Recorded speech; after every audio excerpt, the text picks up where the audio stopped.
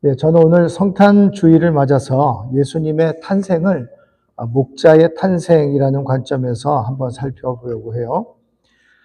먼저 오늘 본문에서 왜 목자가 아니라 목자들일까? 왜 복수로 표현했을까? 부터 한번 생각을 해보려고 합니다. 목자들이라고 하는 단어는 헬라어 원본부터 한글, 영어, 스페인어 모든 버전에서 동일하게 복수형으로 나와요.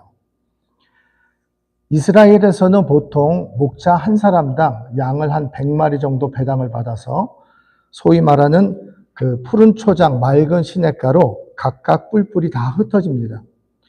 그래서 유대 광야에서는 목자들끼리 서로 마주칠 일도 없고 또 마주쳐서도 안 돼요. 왜냐하면 유대 광야에서는 목초와 물이 많이 부족하기 때문에 양들의 먹이들 때문에 이 목자들이 서로 싸우는 일들이 생깁니다. 그래서 우리가 잘 아는 창세기 13장 7절에 보면은 아브라함의 목자와 롯의 목자가 그런 이유로 서로 다투었다고 기록을 합니다. 그런데 왜 그런 목자들이 어떻게 같은 지역에서 함께 밤을 보내고 있었을까? 우리는 그 단서를 본문에 있는 밖에서라고 하는 단어에서 한번 찾아볼 수 있어요. 그 지역의 목자들이 밤에 밖에서 자기 양떼를 지키더니, 밖에서. 한글 성경에는 밖에서 또는 들판에서 번역이 되어 있어요. 영어에서는 in the field, 스페니쉬에서는 en el campo. 그러니까 전부 이게 헬라어 원어에서도 아그라 울레오라고 하는 이 밖에서, 이것은 그냥 문자 그대로 허허벌판이에요. 아무것도 없는. 그런데 목자들이 양들과 함께 있었다는 것을 보면은 어느 정도 풀이 있었던 그런 지역이라는 것을 우리가 예상할 수 있죠. 그런데 당시에 이스라엘 정황상 양떼를 먹이기 위해서 목자들이 함께 들판에 있었다고 하면은 그런 곳은 단 한 곳뿐이었습니다. 그게 농경지예요, 농경지.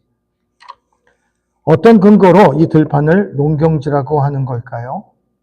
이스라엘 기후는요, 비가 오는 우기와 비가 오는 건기가 각각 6개월씩 이렇게 갑니다. 6개월 동안 비가 쭉 오다가 6개월 동안 비가 하나도 안 와요. 이스라엘은 반사막지대이기 때문에 6개월 동안 비가 온다고 해도 왼쪽에 있는, 여러분 보시는 왼쪽에 있는 사진대로 풀이 이 정도밖에 자라지를 않아요. 우리가 알고 있는 목초 막 이렇게 풀 그런 게 아니고, 시편 23편에서 여호와는 나의 목자시니 를 어디로 인도한다고요? 푸른 초장, 맑은 시냇가. 시편에서 말하는 푸른 초장이 겨우 이 정도입니다. 이게 푸른 초장 같은가요? 여러분들 보시기에? 우리가 생각하는 거하고 다르죠. 그런데 비가 와도 이 정도인데 비가 오지 않기 시작하는 건기가 되면은 상황이 상당히 심각해집니다. 물론 건기가 시작되어도 처음에 한 5주 정도는 그래도 아직 목초가 남아있기 때문에 그나마 견딜 수 있어요. 그런데 6주 정도가 되면은 그야말로 아무것도 없는 황량한 사막이 됩니다. 이때부터 목자들은 자기 양들을 먹이기 위해서 초비상에 걸립니다. 그러니까 건기가 시작돼서 6주 차가 될 때 그때에 유일하게 목초가 있는 곳은 아직도 곡식이 자라고 있는 농경지밖에 없어요. 근데 하지만 곡식이 아직 자라고 있는 농경지에 그 목자와 양들을 들여보내줄 농경지 주인은 아무도 없어요. 그때 목자들에게 남은 유일한 희망은 이 농경지의 추수가 빨리 끝나서 곡식을 다 자른 다음에 그때 남아있는 그 밑동을 양들에게 먹이는 것, 그거 하나 남아있는 겁니다. 이런 근거로 목자들이 함께 머물고 있었던 그 들판은 추수가 끝난 후에 농경지다. 우리가 이렇게 생각을 할 수가 있습니다. 그럼 이 추수는 언제 일어나는가? 언제 하는가? 우리가 잘 알고 있는 오순절 들어보셨죠? 77절. 그때 유대인들은 추수를 하기 시작을 해요. 이스라엘의 대표적인 농업은 밀농사입니다. 근데 밀농사 시기는 레위기 23장에 나오는 여호와의 칠절기하고 정확하게 연결되어 있어요. 보시면 이제 칠절기가 이렇게 7개가 나옵니다. 유월절, 무교절, 초실절, 오순절, 나팔절, 대속죄일, 장막절. 이거를 주기로 모든 밀농사가 시작이 돼요. 여호와의 칠절기에 의하면은 6월절에 건기가 시작이 됩니다. 그리고 8주 후에 오순절이 오는데 그때 이제 밀추수가 시작이 되죠. 그리고 오순절부터 4개월 후인 그런 장막절, 그때 비가 오기 시작하고 이제 우기는 다시 시작이 되면서 그때 씨를 뿌리는 파종을 하게 되죠. 자, 목자들은 건기가 시작되는 6월절부터 5주 동안 그럭저럭 양을 치고 있다가 6주 차부터는 다들 이제 농경지 부근으로 다 몰려들기 시작을 해요. 그 지역에서 오순절 추수 때까지 마지막 3주를 어떻게 해서든지 버텨내야 됩니다. 이런 비상 상황에서 목자들이 같은 곳에서 양을 치고 있다고 해서 서로 다투기는커녕 그냥 어떤 농경지라도 양들을 들여보내주는 것만 해도 감사한 그런 상황이에요. 그래서 목자들이 같이 있을 수 있었던 유일한 곳은 추수가 끝난 후에 농경지. 그때 그 농경지는 양들의 생사가 달린 최후의 보루입니다. 그때 안 들어가면 몰살당해요. 이런 배경에서 목자들이 함께 있었던 그 들은 시기적으로는 밀추수가 끝난 후, 그런데 아직은 씨를 뿌리기 전, 파종 전, 그리고 장소는 아까 말씀드렸듯이 추수가 다 끝난 그런 밑동만 남아있는 농경지, 이렇게 우리가 볼 수 있습니다. 근데 우리가 이 농경지라는 이 말에서, 이 단서를 통해서 또 예수님이 언제 태어났는지도 우리가 유추할 수가 있어요. 우리가 12월 25일 크리스마스다, 주님 태어났다, 이거 아니라는 거 다 알잖아요, 우리는. 근데 그냥 그렇게 지켜왔으니까 지키는 것 뿐이지. 자, 목자들이 함께 농경지에 있을 때 아기 예수께서 탄생하셨다는 것은 시기적으로 보면 언제부터 언제까지일까요? 추수가 끝난 오순절부터 다시 씨를 뿌리기 전인 장막절, 그 사이예요. 그죠? 그런데 예수님께서 이 사이에 태어났을 때 이 오순절과 장막절 사이 아무 날이나 태어나셨을까? 예를 들어서 7월 8일 아니면 9월 10일 이렇게 아무 날이나 태어나셨을까? 저는 아니라고 생각이 들어요. 왜냐하면 여호와의 칠절기가 역시 중요한 단서를 제공하는데, 여러분들 여호와의 칠절기가 성경에서 굉장히 중요합니다. 밀농사와 관계가 있고 또 유대인들의 명절이긴 하지만 그리스도인들에게는 훨씬 더 중요한 의미가 있어요. 왜냐하면 이 칠절기 하나하나가 예수님의 생애와 밀접되어 있습니다. 예를 들어서 예수님의 6월절은 하나님의 어린 양이 죽은 날이에요. 그리고 초실절은 예수님이 부활을 했어요. 첫 열매로. 대속죄일은 그리스도의 속죄 사역을 나타냅니다. 그러니까 이 칠절기 하나하나가 유대에게는 중요하고 그 다음에 밀추수할 때도 중요하지만 이 하나 절기 하나가 예수 그리스도의 생애하고 밀접하게 연관이 되어 있다는 겁니다. 그러니까 오순절과 장막절 사이에 태어났으니까 예수님은 그때로 보면 나팔절 아니면 대속죄일일 거다라고 분명히 우리는 생각을 할 수가 있어요. 이 중에 나팔절은 로시 하샤나라고 부르는데 이 그리스도인들에게는 예수님의 재림을 얘기를 합니다. 그죠? 그런데 동시에 유대인에게는 새해가 시작하는 첫날이에요. 그러니까 나팔절에 새해가 시작해요. 우리처럼 1월 1일 또는 구정. 그리고 회개가 시작되는 날입니다. 또 하나님께서 왕으로 즉위하는 것을 기념하는 날이고 랍비 전통에 의하면 하나님께서 세상을 창조하신 날이기도 해요. 그 나팔절은 유대인들에게 있어서 하나님과의 관계를 새롭게 하는 가장 중요한 날이에요. 이런 배경에서 만약에 예수님께서 오순절과 장막절 사이에 태어났다면 모든 만물을 새롭게 하시는 나팔절이지 않을까. 우리 달력으로 보면 9월 정도 이렇게 태어났을 거라고 그냥 유추할 수 있습니다. 안 태어나셔도 상관은 없어요. 근데 성경적으로 볼 때 충분한 근거가 있죠. 본문을 다시 한번 읽어보면은 그 지역의 목자들이 밤에 밖에서 자기 양떼를 지켰다 그랬습니다.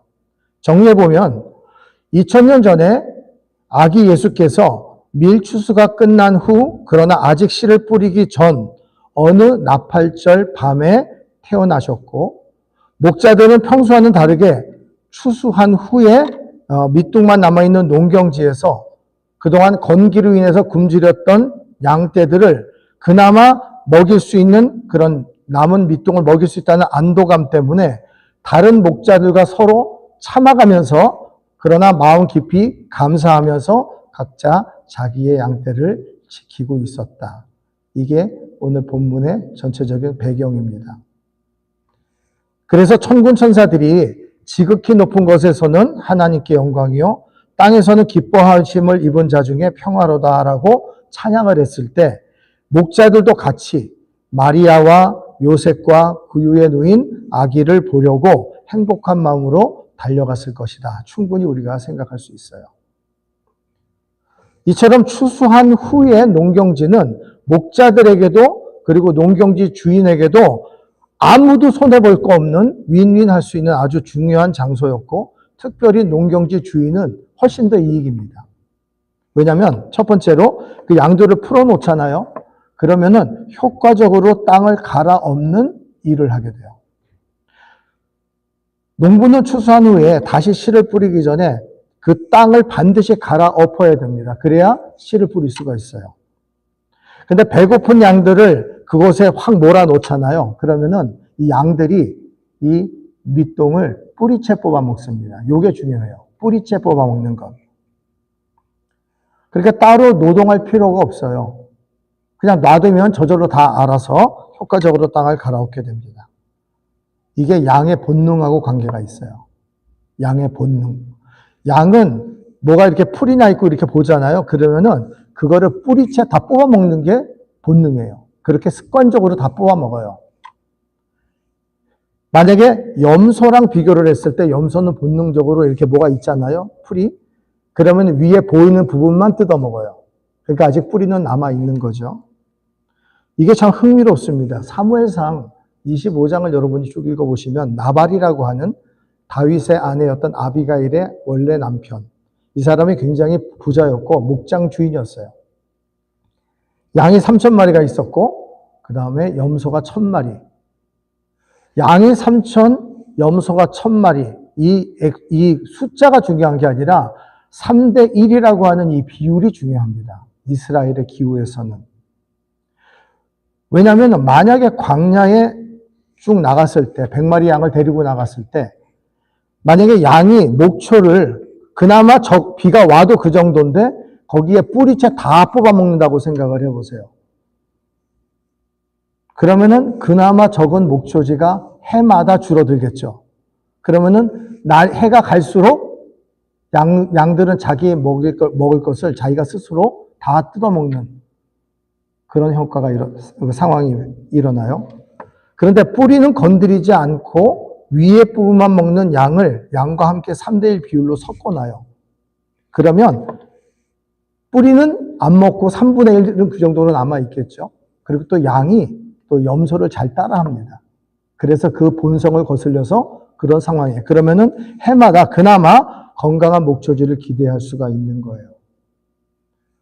그러니까 밑동만 남아있는 밀추수한 후에 농경지에 양떼를 풀어놓으면은 뿌리까지 싹 뜯어먹는, 그러면은 완전히 땅을 갈아엎는 좋은 효과가 일어납니다.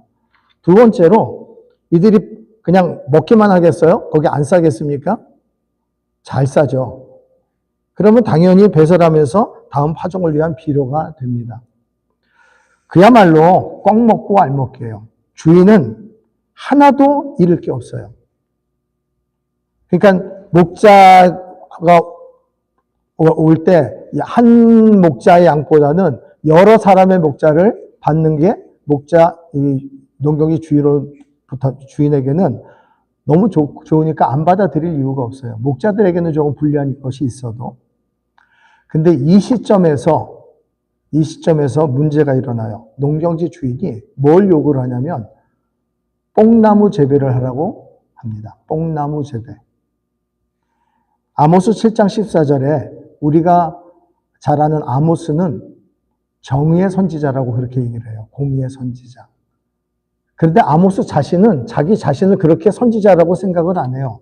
뭐라고 그러냐면 나는 7장 14절에 나는 선지자가 아니고 선지자의 아들도 아니다. 나는 목자고 뽕나무 재배하는 자다. 이렇게 자기 자신을 소개를 해요. 여기서 뽕나무는 번역이 잘못된 겁니다. 뽕나무가 아니라 돌무화과 나무를 얘기를 해요. 돌무화과 나무. 이 돌무화과 나무는 밀밭잖아요. 거기에 이렇게 많이 자라고 하는 야생으로 자라는 돌무화과 나무. 이것이 뽕나무라고 지금 성경에 나와 있어요. 제가 밖에서 이거를 밀추수 후에 농경지로 보는 또 다른 이유는 양을 치는 목자는 반드시 그 밀추수 후에 밀밭에서 야생으로 자라는 이 돌무화과 나무를 재배하는, 원래 배양하는 이 일까지 동시에 하는 투잡을 하는 사람들이었어요. 그러니까 목자는 양만 치는 게 아니라 뽕나무 재배까지 해야 되는 그런 투잡의 직업이었어요. 돌무화과 나무는 우리가 알고 있는 무화과 나무하고는 종류가 달라요. 돌무화과 나무는요, 추수가 시작되는 그런 오순절 때쯤 되면은 그 다음에 이제 사진을 보시면 알겠지만, 사진이 나옵니까? 예. 여러분 왼쪽에 보이는 그런 나무예요. 우리가 알고 있는 무화과 나무하고 다르죠. 그런 오순절쯤 되면은요, 구슬 크기의 열매가 수백 개씩 맺혀집니다. 근데 저 상태로는 저 열매를 먹을 수가 없어요. 떫어서. 그래서 누군가 저 나무 위에 올라가서 그 열매 하나하나를 바늘로 찔러요. 그러면은 거기서 상처가 나겠죠? 그럼 거기다가 올리브유를 발라요.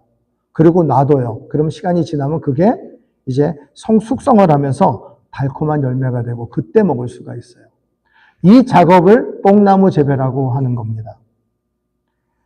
근데 이 뽕나무 재배하는 이 일은요, 정말 극한 직업 중에 극한 직업이에요. 한번 생각해 보세요. 저 나무에 온종일 매달려서 저거를 일일이 다 수백 개를 찌르고 또 바르고, 찌르고 바르고, 그것도 저 나무 한 그루가 아니라 밀밭에 있는 모든 돌, 무화과 나무를 다 해야 되는 게 그 사람들의 일이에요. 농경지 주인은 오순절 추수 후에 그냥 양떼를 들여보내줘도 손해날 게 없는데 이 뽕나무 재배를 하는 거를 조건으로 내세워요.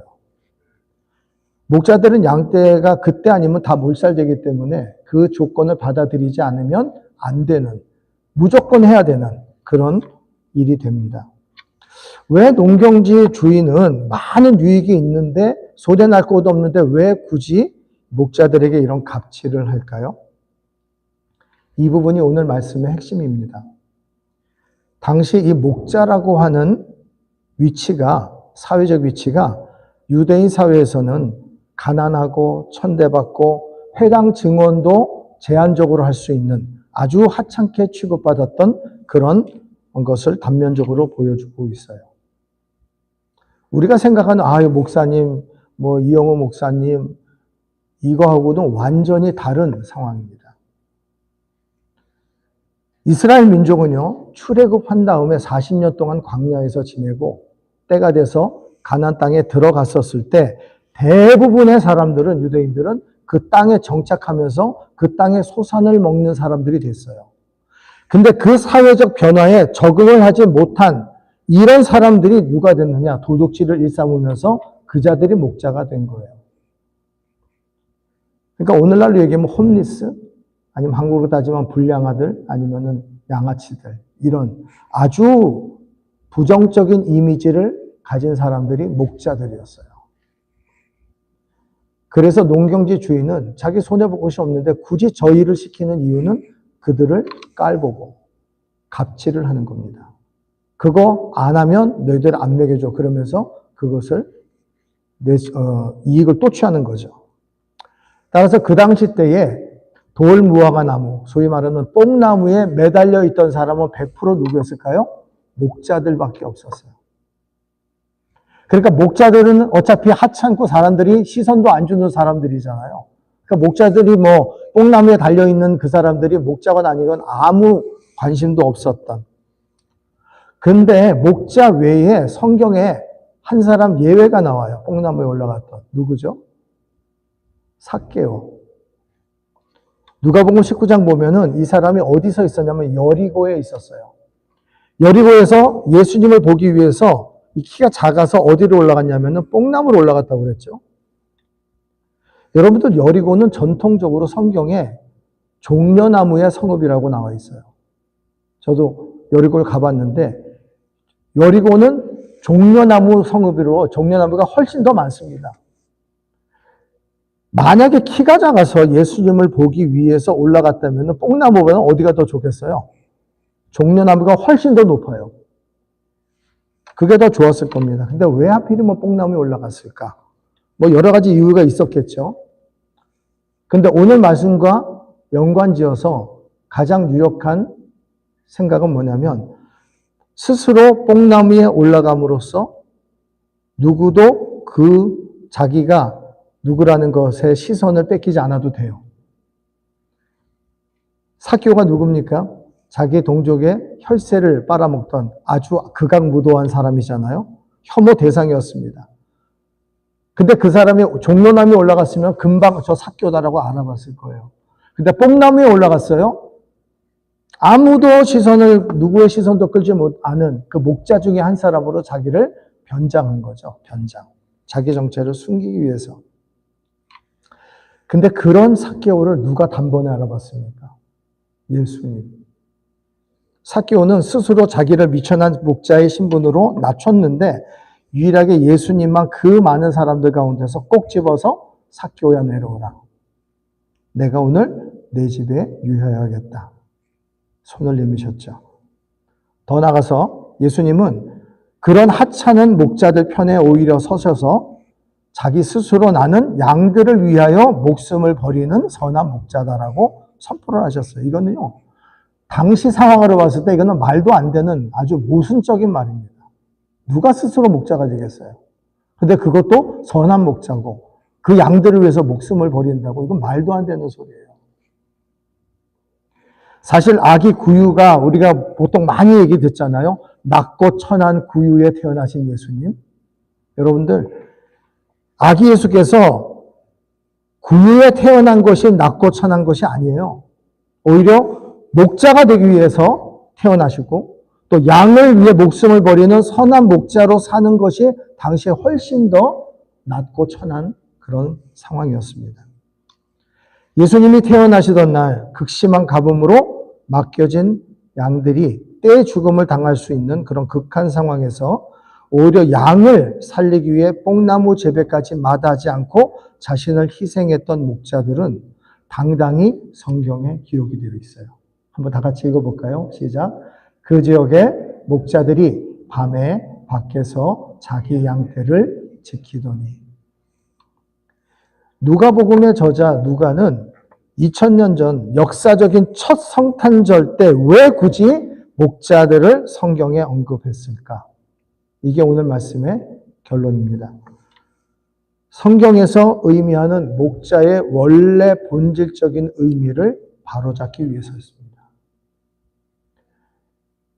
예수님이 태어나셨던 그 당시 가나안 땅에 들어가면서부터 목자들은 형편없는 사람으로 전락을 해버렸어요. 그런데 원래 구약에 목자라고 하는 정체성은 이스라엘이 목축 문화의 배경의 나라이기 때문에 그런 푸른 초장과 맑은 시냇가로 인도하시는 하나님의 모습이 바로 목자였어요. 그리고 지도자와 왕을 항상 목자에 비유하는 것이 유대인의 전통이었어요. 그래서 하나님의 성품을 드러내는 가장 중요한 이미지가 목자였습니다. 특히 신약에서 예수님이 자신을 목자라고 했죠. 양을 치고 그것은 앞으로 참 목자로 오실 메시아의 원래의 정체성을 드러내는 가장 강력한 선언이에요. 이게 원래 성경의 의미입니다. 근데 가나안 입성한 후에 이 목자 이미지가 사회적으로 천대받고 하찮은 위치로 전락했는데 이것은 사실은 사회가 변화되면서 변질된 겁니다. 원래 그렇게 목자들은 그런 이미지가 아닌데 사람들이 사회적으로 목자 스스로 도둑놈들이 그렇게 목자 이미지를 박살낸 거예요. 제가 20년 전 미국 오니까 매일 귀에 듣던 소리가 뭐냐면은 LA의 목사 90%가 사기꾼이더라 이 소리였어요. 전 진짜 그런 줄 알았죠. 근데 목사가 90% 사기쳤겠어요? 아니면 사기꾼들이 목사 행세를 했겠죠. 목자가 그렇게 나쁜 존재였겠어요? 아니죠. 사람들이 그렇게 만들어버린 거죠. 다시 말씀드리면 구약과 신약 성경 전체에서 목자는 하나님, 그리고 예수님, 그리고 메시아를 의미하는 가장 중요한 굉장한 정체성을 가지고 있는데 이런 부정적으로 변질된 목자의 모습을 예수님은 그럼에도 불구하고 우리를 위해서 친히 목자로 태어나셨고 우리를 위해서 실제로 십자가에서 목숨을 버리시고 그래서 선한 목자의 삶을 친히 보여주셨어요. 그러니까 목자의 탄생은 성경적인 목자의 자아상을 회복시켜주면서 주님을 따라가는 모든 우리가 목자와 양의 관계에 대해서 성경적으로 돌아가게 하는 그런 의미입니다. 집사님 좀 전으로 가셔야 돼요. 좀 빨라졌네. 예. 이제 말씀을 점점 맺으려고 합니다. 오늘 우리에게도 언제부턴가 변질된 것이 있을 수 있죠. 목사들에게도, 목회자들에게도, 집사님들에게도, 권사님들에게도, 장로님들에게도. 만약에 언제부턴가 나도 모르게 변질된 것이 있다면 이 목자로 탄생하신 이 성탄절을 통해서 우리가 성경적 본질로 돌아가는 계기로 삼을 필요가 있습니다. 작년에 성탄절 지냈고 근데 올해부터는 그렇게 안 하시면 좋을 것 같아요. 언제부턴가 한국에서는요. 이 세상은 우리 기독교를요. 뭐라고 불러요? 개독교라고 부르기 시작을 했어요. 교회 다니는 사람들 때문에 교회 나가기 싫다라고 하는 말들을 공공연히 하고 있어요. 서울 지하철에서 어느 두 사람이 막 소리 지르면서 막 말다툼을 하고 있는데 옆에 있던 사람이 가만히 있다가 이 사람들 싸움을 말리면서 막 소리 지르고 야단을 쳐요. 여기가 교회인 줄 알아? 왜 싸우고 난리야? 그러니까 교회가 싸우는 곳으로 이미 사람들은 알고 있다는 거죠. 성경적 본질로 돌아가야 되는데 종교 개혁의 표현을 빌리자면은 아드 폰테스라고 하는 겁니다. 아드 폰테스. 이게 라틴어인데 본질로 돌아가자, 근원으로 돌아가자. 목자의 탄생을 계기로 오늘 우리들에게는 적어도 양과 목자에 관련해서 두 가지 아드 폰테스가 있습니다. 첫 번째는 목자의 양들이 돌아가야 할 아드 폰테스. 그것은 바로 제자를 만드는 제자가 제자로 살아가는 것. 제자를 만드는 제자로 살아가는 것. 이게 우리가 양으로서 돌아가야 될 성경적 본질이에요. 한번 생각을 해보십시다. 성경에서 양은 주님의 제자를 의미해요. 그냥 교회 나오는 성도 말고요. 그냥 교인들 말고요. 성경은 제자로 살아가라고 얘기를 해요. 그게 주님의 양이라고 표현을 했어요. 그러니까 목자와 양의 관계는 예수 그리스도와 그리스도로 따라가는 제자의 관계입니다. 목회자도 주님의 양이고 장로도 양이고 모든 성도가 다 주님의 양이고 제자예요. 그 외에는 없습니다. 근데 선한 목자 대신 양으로는 살고 싶죠. 우리를 푸른 초장 맑은 시냇가로 인도하시니까. 그런데 양이고는 싶은데 매일 자기를 부인하고 십자가를 지고 가야 하는 제자로 살아가세요. 이렇게 하라고 하면 좀 싫은가요? 부담되죠? 오케이, 내가 제자로는 살아갈게요. 근데 만약에 어떤 사람을 제자로 삼아서 가르치고 훈련하는 그런 지도자로 살아가십시오라고 한다면 부담이 되시나요? 제자를 만드는 제자로 살아가는 것이 양이 돌아가야 되는 아드폰테스 본질이에요. 근데 만약에 여기서 거부감을 느끼거나 나는 원래 못해 그러거나 부담을 느낀다면 그게 바로 변질됐다는 증거예요. 나는 제자가 아니구나. 요한복음 21장에서 주님은 제자 베드로에게 네가 나를 사랑하느냐? 그러면 내 양을 치라. 이렇게 3번을 얘기해요. 네가 나를 사랑하면 내 양을 먹여라, 내 양을 쳐라. 양이 양을 칩니까? 아니죠. 그러니까 제자가 양을 치는 거예요. 주님의 제자에게 주님의 양을 먹이는 목자가 되라고 하시는 거예요. 그게 성경적 본질이에요. 여러분들 목회자만 주님의 양을 먹이는 게 아닙니다. 모든 주님의 제자는 주님을 따라가는 제자가 됨과 동시에 다른 제자를 세우는 목자, 지도자의 삶을 살아가는 게 우리가 돌아가야 되는 본질이에요. 그냥 교회 매주 나오고 그냥 봉사 조금 하고 여기서 머물러 있으면 당신은 양의 본질을 변질시킨 사람이 되어버리죠. 목자의 탄생을 통해서 교회 직분을 막론하고 자기를 부인하고 십자가를 지고 가는 주님의 제자로 살아가는 동시에 나에게 맡겨주신 영혼을 제자로 살아가게 하는 그런 제자의 본질로 돌아가는 우리가 되기를 축복합니다. 아멘 안 하시죠? 부담되니까. 두 번째로 목양을 하는 목자들이 돌아가야 되는 아드폰테스는 선한 청지기가 되는 것입니다. 여러분들 성경의 목자는 오늘날 교회의 모든 지도자들이에요. 선한 목자의 양, 주님의 제자는 성장하면서 주님의 때에 우리 오늘 진 집사님처럼 아무것도 모르시지만은 때가 되면 이제 주님이 지도자로 세우실 때가 올 거예요. 그때 성숙하게 커갑니다. 근데 만약에 그런 지도자의 위치에 가 있을 때 만약에 내가 변질된 사꾼의 모습이 나타나면 즉각 회개하고 선한 목자의 본질적 자세로 돌아가야 돼요. 그때 놔두면 안 됩니다. 여러분들 보통 사꾼 하면은 사꾼하고 선한 목자의 구별이 어떻게 생각하세요? 돈을 받는 거라고 생각하세요? 사꾼, 목사님 돈 받지 말아야지. 여러분 사꾼하고요 선한 목자의 구별 기준은 돈을 받고 안 받고 하고 전혀 관계가 없어요. 정당한 노동의 대가는 당연히 받습니다. 그럼 뭘로 어떤 기준으로 이 둘을 구별하느냐? 맡겨진 양들을 끝까지 책임을 지는가 아니면 중간에 포기하는가 여기에 달려 있습니다. 돈을 받고 안 받고는 전혀 상관이 없어요. 요한복음 10장 그 다음에 한번 다 같이 한번 읽어볼까요? 요한복음 다 같이 시작.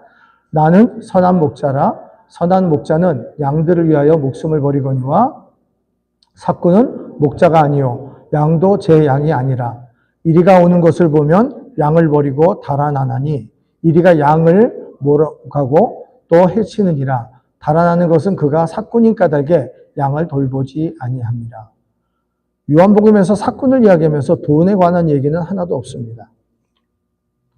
목축은요 항상 도둑들, 들짐승들, 질병의 위험에 노출이 되어 있기 때문에 아무리 베테랑 목자라고 하더라도 배당된 100마리 가운데 한두 마리는 잃어버릴 수 있어요. 문제는 그런 맹수의 공격과 같이 위태로운 상황이 왔을 때 자기만 살겠다고 달아나 버리면 그게 사꾼이라는 거죠.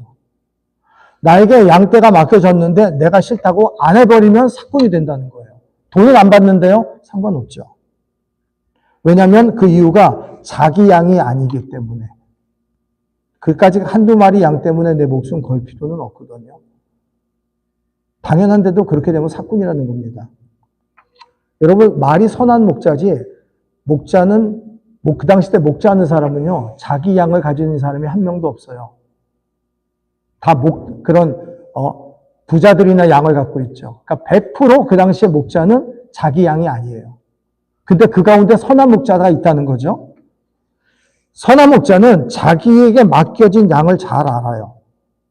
그뿐만 아니라 주인이 아니면 아버지가 나에게 맡겨주신 양이기 때문에 더더욱 한 마리만 잃어버려도 끝까지 찾고 찾을 때까지 심지어는 목숨까지 버리는 그런 사람들이 선한 목자라고 했던 거죠.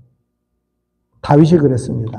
아버지가 맡겨주신 양들을 지키기 위해서 지팡이와 막대기를 또 돌팔매를 사용하면서 사자와 곰을 물리쳤죠. 예수님은 모든 것이 아버지께 속했고 아버지로부터 온 것을 아셨기 때문에 한 영혼도 잃어버리지 않기 위해서 스스로 십자가에 달리셨거든요. 우리에게 주어진 모든 것은 다 하나님의 것이고요. 다 아버지의 것이고요.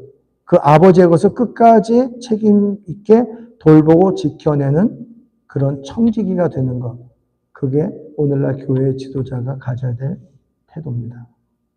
목자의 탄생을 통해서 선한 목자 예수님을 따라서 선한 청지기라고 하는 그런 성경적 본질로 돌아가는 우리 모두가 되기를 주님의 이름으로 축원합니다. 저는 오늘 찬양을 말씀으로 같이 마치려고 합니다. 제 아내가 작곡 작사한 가운데 찬양 가운데 오늘 말씀과 맥락을 같이 하는 찬양이 있어요. 본질로 돌아가는 것은 언제나 좁은 길이고 좁은 문입니다. 예수님은 첫 성탄절부터 본질이라고 하는 그런 좁은 길을 따라서 친히 좁은 문으로 들어가셨죠. 우리도 그 예수님을 따라서 좁은 길을 따라 본질의 좁은 문으로 들어갈 수 있기를 소원합니다.